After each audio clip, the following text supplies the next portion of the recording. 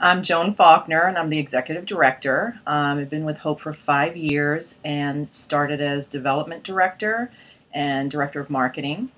And in the past 6 months, took over as executive director and have been working on everything, including grants that we're talking about today.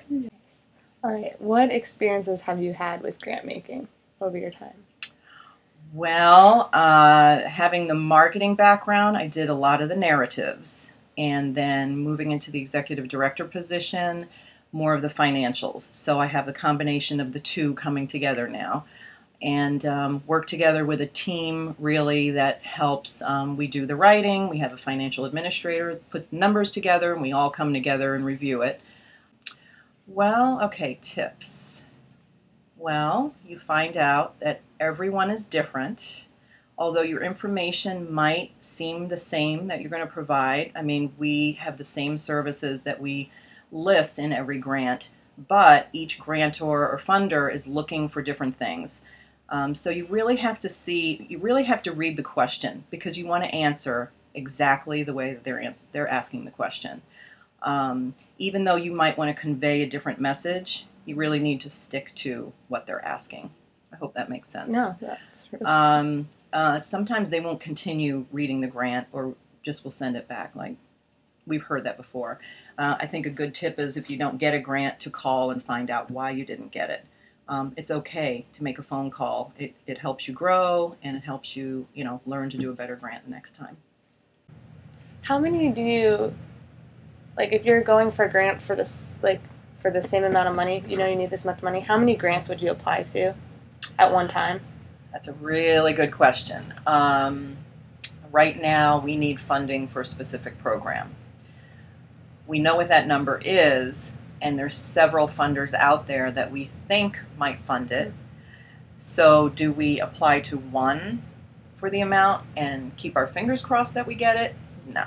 We're going to apply to all of them, and wouldn't it be better if we were told we got them instead of taking a risk of not trying all of them? If one comes back and it kind of goes over the budget amount, then again, it's okay to make a phone call and say, hey, can we revise this to suit this in a different way?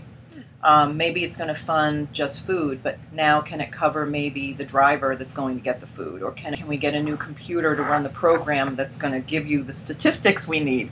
There's so many connections that you can make because it all costs money. It's not just the food that's costing money. It's the staff that runs it. It's the computers. It's the building we're in to function. So it's all those things distributed out in the budget too. So all those things could be adjusted within that. Do you guys have grants that pay your staff? Not really, no. No. That's probably one of the hardest ones for a nonprofit is capacity building grants are really tough to come by. People, the funders primarily take care of our resource department, the food pantry, and we have private funders that take care of Hope. We have the thrift store, and proceeds help there. The sustainable funding is the biggest thing. For someone to donate $50 a month or $100 a month, this is what keeps us going. So capacity building grants are tough. Do you know any tips on how to do, to get a capacity building grant? Or how to get a capacity building grant? We keep putting the word out about what we do, so that's probably the marketing aspect of it. We have to keep providing awareness about what we do. We have a couple of people that have stepped forward and said they might want to talk to us about that, and so we're looking forward to those possibilities.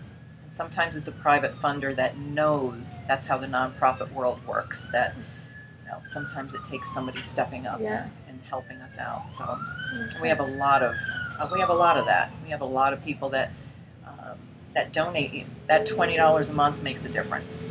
We hope they'll build on that a little bit. But That's awesome. I wouldn't call it a tricky part, but just as far as tracking, if your job is to do grants, tracking them is huge because some might come up annually, some might be biannual, some have different fiscal years. So you need to have a grant calendar and somehow reminders, whether it's an Outlook or something, that lets you know it's time to submit, it's time to apply. They're all different timings.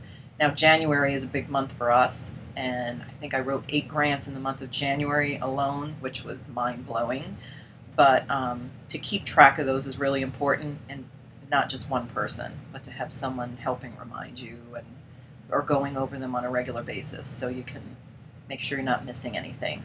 And then probably the research to find out what else is out there.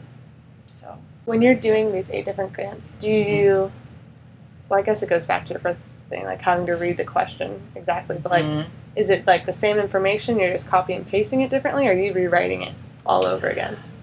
It depends.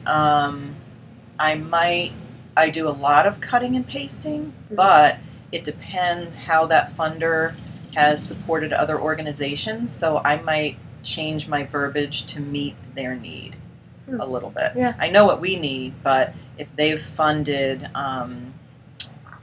children with special needs, then maybe we gear it a little more towards that, or disability. Okay. Or and we have our HENS program that provides food to disabled or elderly, and so we're really reading those questions really, really well to make sure that it's a fit. We just want to make sure that it's a really good fit. Mistakes that you can do. Mistakes. You don't want to make mistakes in a grant. You want your numbers to be accurate. You want to track properly. I've noticed in the past year that funders are really looking for proper reporting techniques and outcomes and measures. So that's really big right now. If you're saying you're serving a certain amount of people, they want to see those numbers. How did you come to those numbers? What are the demographics in your area? It's really fine-tuning those numbers and making sure that they're accurate.